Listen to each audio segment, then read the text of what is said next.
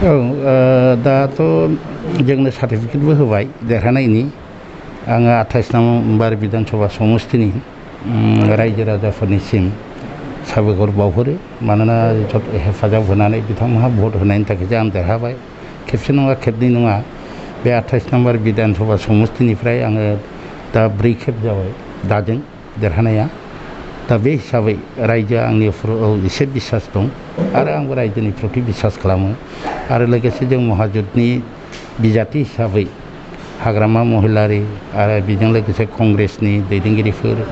AIDनि दैदेनगिरि जायफ्रा महाजुथाव दं बिथांमोनहा हेफाजाब होदों दा बे हिसाबै बिथांमोननिसिम आङो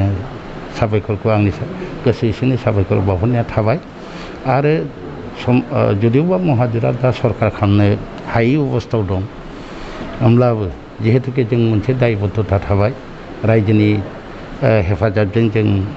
सासे देरहानानै थांबाय दा देरहानाय हिसाबै सासे रिप्रेजेन्टेटिभ हिसाबै जिखिनि खामानि मावनांगौ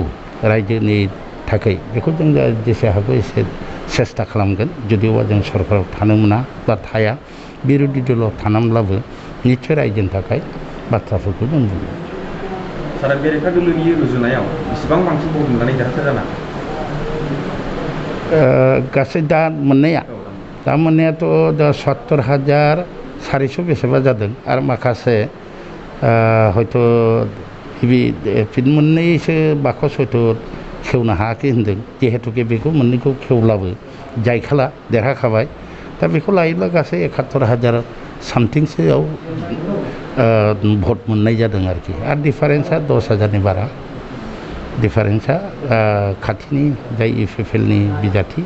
बिनिफ्राय 10,000नि बारायाव आं देरहादों आरो